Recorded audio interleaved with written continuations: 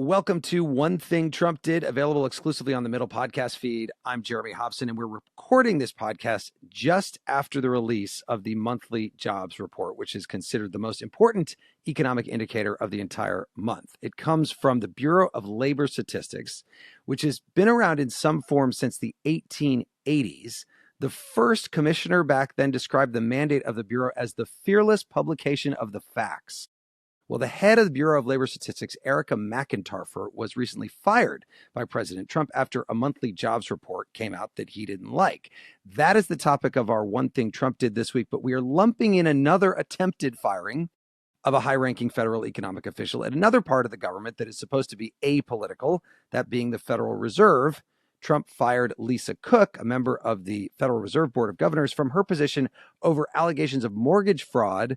Cook has filed a lawsuit in response and says she's not leaving. So why do these two jobs that most Americans don't think much about matter? Let's bring in our guest in this episode, Justin Wolfers, professor of economics and public policy at the Gerald R. Ford School of Public Policy at the University of Michigan. Justin, it's great to have you here. Jeremy, great pleasure, mate. So let's start with the BLS. The jobs number came out this morning. It wasn't very good. Do you trust it after the firing of Erica McIntarfer? Yes. I trust it, and I've been asked this question before, and for many previous years, I always said, what a stupid question. I said it was a stupid question because we all understand that the Bureau of Labor Statistics is full of independent wonks who would never, ever try to influence the numbers for political gain, that they were nonpartisan and committed to the truth, exactly as your opening quote suggested, and moreover, that they were completely insulated from politics. And so for many years, this question simply didn't make sense. Of course, it now makes sense. It makes sense because the president fired the BLS commissioner for publishing a number he didn't like. And you might say, well, that sounds like a liberal take from someone who doesn't like the president, except that's what he said. That's not a take. And is putting in place a remarkably unqualified ideologue. This is a Bureau of Labor Statistics. The person he is nominating, E.J. Antoni, has never run a bureau or had any management role, has no interest in labor, and has no background or training in statistics, which is a triple whammy when you're going to head up the Bureau of Labor Statistics. And Antoni, by the way, was a part of the Project 2025. He was a contributor to Project 2025 from the Heritage Foundation. He's long been a critic of the Bureau of Labor Statistics. And by the way, Erica McIntarfer was confirmed in a bipartisan way by people, including then Senator J.D. Vance and Marco Rubio. Yeah, because this was just the way of the world, which is it used to be that this was understood to be a wonk's job for a wonk, a nerd who could lead fellow nerds. And maybe there was a little bit like, under a Democratic administration, they'd be more likely to choose someone who'd worked in a left-leaning think tank. And under a Republican administration, they were more likely to choose a nerd from a right-leaning think tank. But they were always a nerd. They were always someone who was on top of management role, the statistics, understanding the role that statistics play in our society, and so on.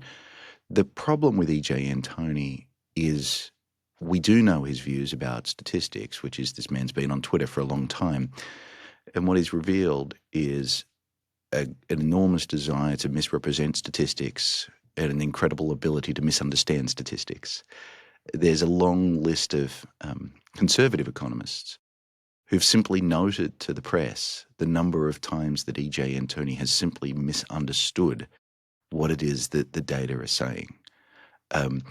I think that E.J. Antoni has every right to exist. Right-wing foundations who want an ideological bomb thrower should definitely employ him. But the idea that he can be the referee of our national statistics makes no sense whatsoever.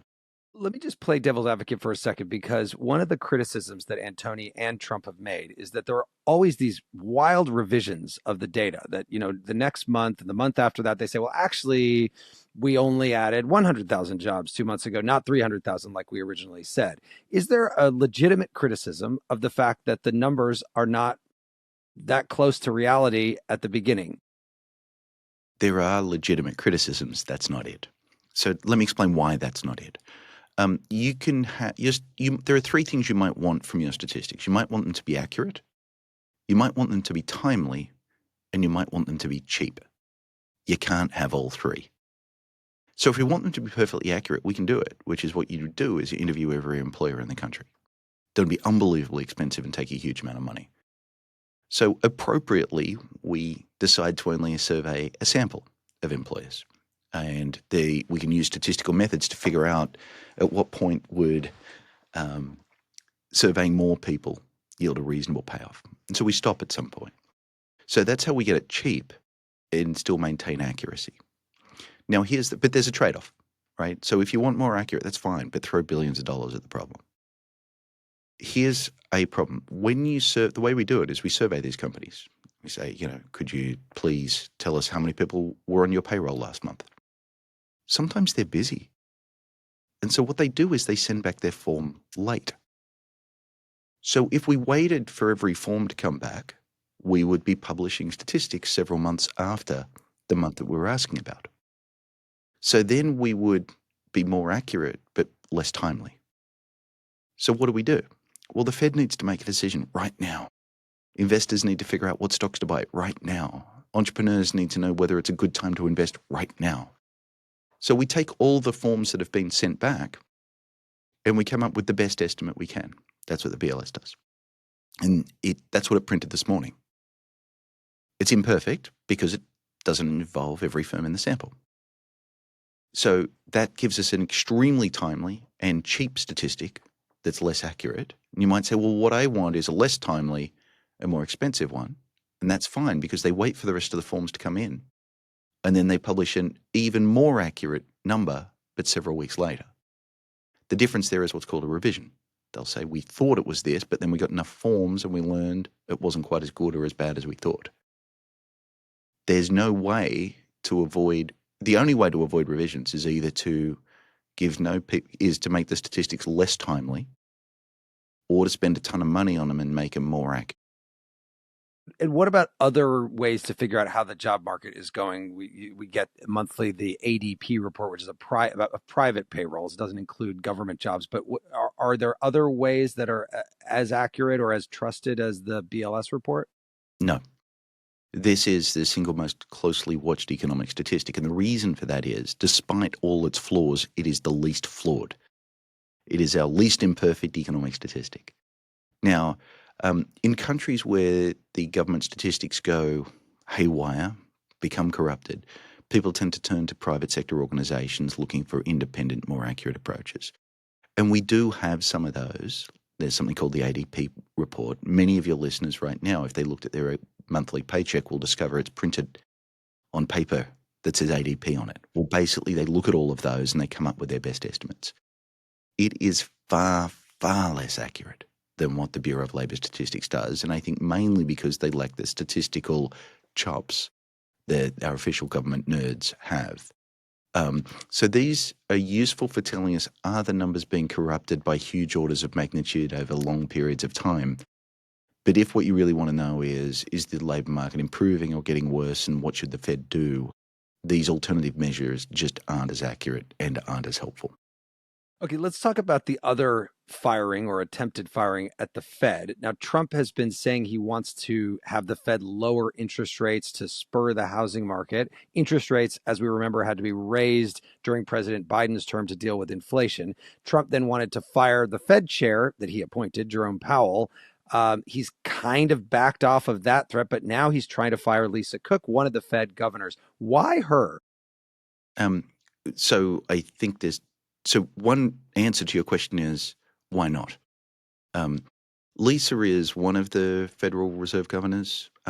She's in some sense not the most interesting, not the most controversial, not the most anti-Trump. In fact, she, like most of the governors, the Fed's a consensus-based organization. So when the governors get, on the same page, they're all on the same page. And she's voted with Jay Powell every time. But then again, so do most of the governors. So why her? One answer is she's the one they got. My guess is Bill Pulte went looking through databases to see if there was anything he could try and get her on, and she was the one that came up. A different answer is that she has 13 years left on her term. And so getting her would mean potentially a replacement that would stay on the board for a long, long time. And yet another answer that one hears is Trump has had a habit of firing black women. And Lisa is a black woman. Whatever it is, I think Trump has got a tremendous willingness to try and push aside the existing members of the board so that he can put his stamp on it. And so I think of this as one important step, but one important step in a longer dance and a more dangerous dance. Well, and Bill Pulte, by the way, is a federal housing official who's the one who says that there's mortgage fraud going on, although she hasn't been charged with anything. Can she actually be fired by the president for what he's trying to fire her for? So often when it comes to employment law, I'd say ask a lawyer. And in this case, a lawyer would say ask the Supreme Court. Let me try and explain that to your audience. The Federal Reserve is set up by Congress and as part of a big national compromise. If we're all going to share the same money, this was a really big debate back in the day. If all the different states are all going to be in, we need to make sure that this is an organization that's representative of the country. That's why we have 12 separate Federal Reserve banks around the country. We need to make sure that this is an organization that's insulated from political pressure. That's why these folks are appointed for 14-year terms. That's why they don't all get appointed or unappointed at the same time, and on it goes. The recent Supreme Court case has said that many of Trump's firings of independent agency folks were legal, but it said, but the Fed's different. Part of this, I think, is real. The Fed is different. Part of it's an acknowledgement the Fed really, really matters. Mm-hmm. And so my understanding from that is that Lisa Cook can be fired for cause, which would typically be not, I disagree with your policy position, but you're taking bribes, you're not turning up to board meetings, some sort of malfeasance. What she's accused of, it's not clear that it was illegal at the time. It's extraordinarily common. Turns out ProPublica just reported that at least 3 Trump cabinet members have done the same thing, and he's not taking any action to get them out of the cabinet. Well, and by the way, it's not like she is getting a mortgage interest deduction from the government on all of these homes. It's that she is getting a better interest rate from the bank because she's saying it's her first home. And I took a mortgage round about this time, and it turned out that the bank wasn't even going to give you a lower interest rate. It just reduces some paperwork as well. So maybe it's fraud, maybe it's not. Before you fire someone for cause, you usually have to actually have some evidence. And I'm not saying innocent until proven guilty, but a tweet is not, accusing someone of something is not normally thought of as cause. So big picture then, what would be the implications if he is successful in either getting rid of Lisa Cook or just finding a way to get a board that will do what he says, which is to lower interest rates when he wants them lowered? Yep. There's many ways of answering that question, but I think the real issue here is if this is a step towards undermining Fed independence. And why would we worry about that? Because Trump said that's what he wants. He wants his people, and he's been very clear what his preferred interest rate is. So you might say, what would happen? So first of all, let's turn to history. Have we ever seen this play before? A populist strongman comes to power. The populist strongman has an idiosyncratic attachment to low interest rates, believing that to be the answer to all the world's ills, no matter what the economists around him say. The populist strongman imposes a loyalist on the central bank, and the central bank implements that policy. We've actually seen exactly this happen before. This was Turkey. Erdogan literally wrote this playbook. And what happened is inflation in Turkey moved from the sorts of normal rates you and I are used to up to 86%. And I think I still have like a 1 million Turkish lira bill from a trip amazing. To Turkey. Right. You're a millionaire on public radio. I know. Incredible. They pay you too much, Jeremy. Right. I can't believe you'd boast about it too. It's worth like $1. Oh yeah, looking for his public radio cred now.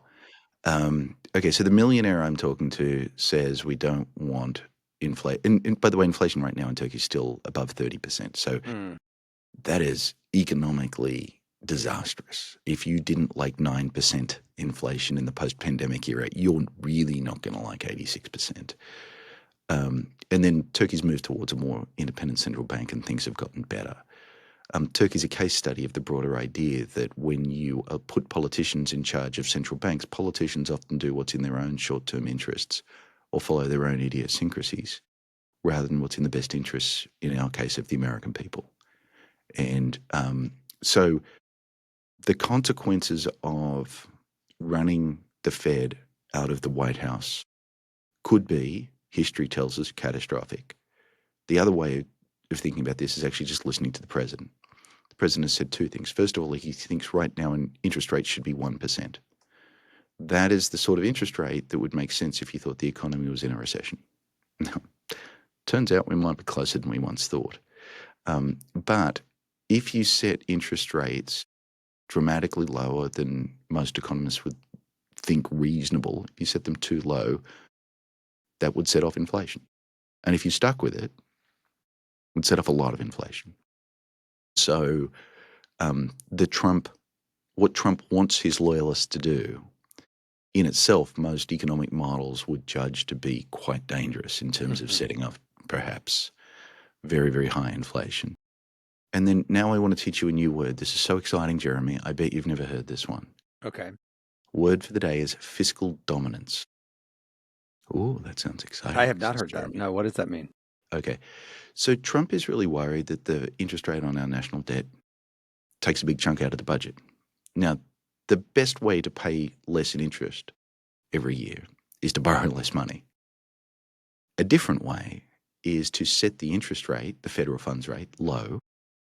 And because all other interest rates tend to move up and down with the federal funds rate, that could push the rate at which the government can borrow money to be low, and that would mean there's more money left in the budget. So fiscal dominance is when you set interest rates in order to keep fiscal government spending on interest rates in order. What that in turn means is that you'd be setting interest rates not to balance the ups and downs of the business cycle. So we would lose whatever tool we have for keeping the economy on an even keel.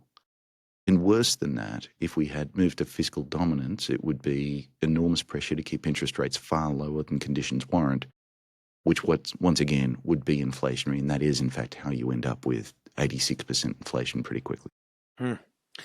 All right, well, stand by, because in a moment, I want to ask you about the state of the economy right now, the threats ahead, which could be part of the reason all of this is happening, and he wants to lower interest rates so badly. One thing Trump did with University of Michigan economist Justin Wolfers. Will be right back. Welcome back to One Thing Trump Did, exclusively on the Middle podcast feed. I'm Jeremy Hobson. This episode, we're talking about the firing of key economic officials by the Trump administration and what that means for our overall trust in the economy. I'm joined by Justin Wolfers, professor of economics and public policy at the Gerald R. Ford School of Public Policy at the University of Michigan. Justin, one of the reasons the Fed is being careful about lowering rates is because many people expect to see inflation because of Trump's tariffs, which are already hitting businesses. We've heard about it on our show. We did a show a couple months ago about how the tariffs are affecting you. I was expecting people to say, I'm not feeling them. We heard from small businesses all across the country who were really being impacted. And I think that consumers are going to be hit soon. What are you expecting? I'm expecting inflation to rise. I'm expecting imported goods to become more expensive, and that's already happening. And then some people say, oh, well, if you buy American, you don't pay the tariff. But they're forgetting something, which is that American companies compete with foreign companies. And so one of my favorite case studies is when we imposed tariffs on foreign washing machines in 2018. It turns out the first things the American washing machine manufacturers did was raise their prices just as much. So you can't avoid tariffs by buying American, because American prices are kept low by foreign competition. I worry that there is a substantial chance of a recession. I'm not predicting one. I'm worried about one. I think that's the appropriate stance. And I anticipate what has been quite unpopular so far. So the first impact of these tariffs has been mostly on corporate profits. Some people have said to me, well, if tariffs are so bad, how come inflation's not through the roof already? And this is where I have to remind people that Trump only settled on his tariff agenda in August. He paused many of the most important tariffs. He then paused them again. And right now those tariffs are being appealed to the Supreme Court. They may, most of them, be illegal as well. And it's when you raise a business's permanent costs. So let me go back one step. Businesses generally don't like moving their prices very much. So if their costs go up for a week or two, they tend to just leave their prices where they are. It's actually more than a week or two. And so for a long period, we didn't actually know what the tariffs were. And the tariffs hadn't arrived. And the tariffs were changing week to week. In which case, I'm just going to wait till the air clears before I figure out what I'm going to do with my prices. And even now, it's unclear how long these tariffs are going to be with us. So as soon as they become widely understood as a permanent feature, that's when businesses are going to give up on, I'm holding my prices to seem like I'm fair, to, are you kidding me? My costs have gone up. This is unsustainable. And so we've seen already the costs that businesses pay going up. They haven't yet raised their prices very much, which is why their profits are getting squeezed. And by the way, you might say, well, that's just companies, but it's also the companies your 401k is invested in. And so I think this impact is going to move from an effect on your 401k to an effect on the price tag in the store. So I'm asking you something here that you can't possibly know the answer to, but maybe you'll have an idea of what you think will happen at the Supreme Court. Are they going to allow the tariffs to remain, or will they agree with the lower court that they are illegal because there wasn't an emergency that Trump claims that there was in order to put them into place? Right. I think it depends on what you think the Supreme Court is. Different people have different views. Some people think it's a bunch of ideologues appointed on partisan lines to do what their political party wants, in which case it's a majority conservative Supreme Court, in which case they'll do whatever Trump wants, in which case they'll rule them legal. A different view, and the one I subscribe to, is they're good and serious lawyers who face very, very difficult questions and are informed by different underlying theories and ideologies in how they interpret the law. If that's the case, it's worth noting that the power that, first of all, the Congress gives the power over the Constitution, that's why it's at the Supremes, gives the power over tariffs to Congress. Crystal clear. In fact, we had a whole revolution about kings arbitrarily imposing taxes on Americans. So, not surprisingly, our Constitution gives that power to Congress. At various points, Congress has said, well, sometimes Congress isn't very quick or very active, so here's some powers we're going to delegate to the White House. That's why sometimes the White House gets to make powers. For instance, national security-related issues. What Trump's relying on is the Emergency Powers Act. So Congress said we're not very good at dealing with emergencies quickly. We'd like the White House to deal with those. The Emergency Powers Act does not mention the word tariff once, not ever. So he's relying on a power to tariff from a law that doesn't mention the word tariff. And the Constitution's crystal clear that tariffs belong to Congress. That's the first problem, and most recently the Federal Appeals Court basically said if Congress meant to give up the power over tariffs that the Constitution gives it, it would scream it. It would be written in block letters, we're giving you the power to tariff. It's normally ours, we're lending it to you. The fact that we don't see the word tariff there tends to suggest that. The second problem, so he's using the Emergency Powers Act to impose tariffs. So first of all, the Emergency Powers Act may not allow you to impose tariffs. Second, the Emergency Powers Act is about emergencies. Can you think of an emergency that requires the imposition of tariffs right now? Because I'm an economist and I spend a lot of time worrying. I worry about a lot of things. It's so hard to sleep when you're an economist. You're always thinking about what might go wrong. But I got to tell you, the absence of tariffs has not caused me to lose a moment of sleep. The official reason that the administration gives is what's called a bilateral trade deficit. I have a bilateral trade deficit with Trader Joe's, which is I go to Trader Joe's and I buy a lot of goods from them, but they don't buy any goods from me, even though every time at the checkout I say, wouldn't you like to buy an economics lecture? I'm very good at them. And they still won't. And that's a bilateral trade deficit. It's a trade deficit. I am buying more than I'm selling to one partner. That's the administration's official reason for these tariffs. The other is It's arguing we've used these tariffs to strike these extraordinary deals with countries all around the world. Except I've read the deals. They're not extraordinary in your view. They're not even deals. They're literally not even deals. They're PR, they're window dressing, and in many cases, they're literally lies. The president comes out and says things like, Europe has given me $600 billion to invest however I want. And then you ask the Europeans, and they say, no, we didn't. No, we didn't. Didn't happen. And then you read the agreement, and the Europeans have written in just enough language to please a man who is somewhat vain, but not to require it. In fact, the agreement says, it's just a framework, by the way, it hasn't gone through the European Parliament, hasn't gone through the Congress. It says European companies are expecting to invest a bunch of money in the US over the next few years. All right. I'm expecting them to grow a horn. I'm expecting the fairy floss tree. Oh, that's cotton candy in America. I'm expecting a cotton candy tree out in my front yard. Yeah, not going to happen. Just to connect these two things, do you think that if Trump gets what he wants and the Fed lowers rates, that he would then blame them for any inflation that might occur because of the tariffs, which I'm sure knows that the tariffs are going to cause some inflation, even if he claims they won't? I'm sort of profoundly uninterested in that game. Is the president going to say some words that are self-serving in the future? Yes. And your question was a particular version of that, blah, blah, blah, economy, Fed, blah, blah, blah. Who cares? At this point in the Trump presidency, it's clear we should pay attention to what the man does. What he's doing is undermining Federal Reserve independence. That raises inflation in and of itself. What he's doing is imposing tariffs. That raises inflation in and of itself. So when inflation rises, I can draw the line between those two, and I don't need to listen to a self-serving claim in between. When you think, Justin Wolfers, about all of the economic headwinds, the ones we've been talking about and the ones that we haven't, like the rise of AI, the immigration crackdown that's been going on, the tariffs, the cuts to federal funding, which are quite significant, what is the most significant in your mind in terms of a threat ahead for the U.S. economy?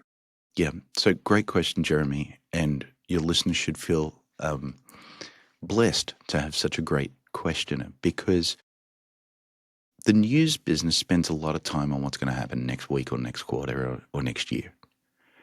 And in terms of the economy, the answer is approximately nothing, right? On any week, nothing much happens. But if you look across countries, you see enormous differences in economic well-being, right? The United States is rich. Argentina is, people are barely getting by. And I was born in Papua New Guinea, where people are dirt poor. And so what you learn from that is it's possible for an economy to be intensely successful, the US, quite unsuccessful, Argentina, or a failed state, Papua New Guinea. And so anything that makes the US more like Argentina or more like Papua New Guinea could be incredibly costly. But none of that plays out overnight. So we have, in fact, the most recent Nobel Prize was awarded to economists who looked at what determines which countries are rich and which are poor. And basically it's about the quality of their political and economic institutions. Do we set fair and reasonable rules of the game that provide incentives for people to invest and to be entrepreneurial, and where they can rely on those rules to continue? What it means to be fair and reasonable and so on, we can debate all of that, but that's the basic idea. If I look at what Trump is doing, he's moving back from that.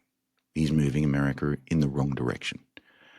Trump is telling Intel who should run its company. He then buys, no one really knows, nationalizes 10% of a private company.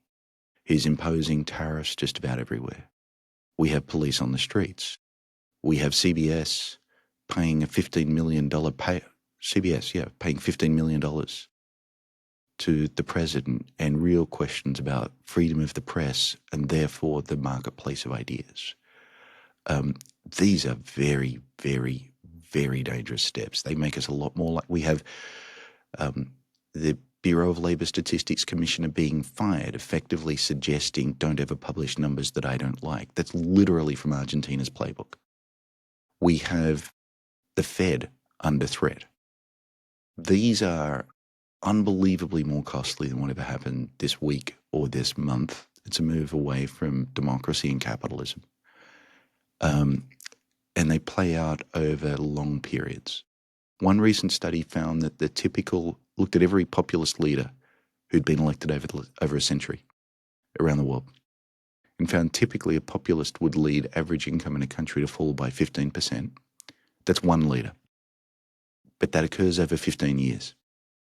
And so it doesn't make headlines, and we're not looking at the stuff that really matters, partly because we economists are not being very clear about it. Anything make you optimistic economically right now? I love end that. on a good note, right? I mean, love that. Yeah. Hey, man, the really good news is I could be wrong. And I'm often wrong. And I mean it, though, which is what I'm describing as risks. And actually, one of the remarkable things about the US economy has been the incredible resilience that we've seen. We got hit by a global pandemic, and life's kind of okay right now. We had a financial crisis not too long ago, and life's okay right now. We had a populist authoritarian leader take over as president quite recently, and as of right now, things are okay right now. So we should always be worrying about what could be wrong, but you're absolutely right. Let's enjoy the beautiful moment that we're living in. The sun is blue outside. The sky is blue. The sun shines. The birds are chirping. Most people have jobs. Inequality may not be where we want it to be, and there's lots of things to worry about. But we are still, at this point, pretty close to being the richest people in the world in the richest year in human history. No one's ever had it better than us. That's Justin Wolfers, professor of economics and public policy at the Gerald R. Ford School of Public Policy at the University of Michigan. Justin, so great to talk to you. Thank you so much. Great pleasure, mate. And thanks to you for listening to One Thing Trump Did. It was produced by Harrison Patino. Our next middle episode is coming to your podcast feed later this week. We're going to be asking if you feel represented by the political process and what fair representation looks like to you. It's going to be allowing us to get into the redistricting stuff that is going on in Texas and California and elsewhere. If you like this podcast, please rate it and write a review. Our theme music was composed by Noah Haidu. I'm Jeremy Hobson, and I will talk to you soon.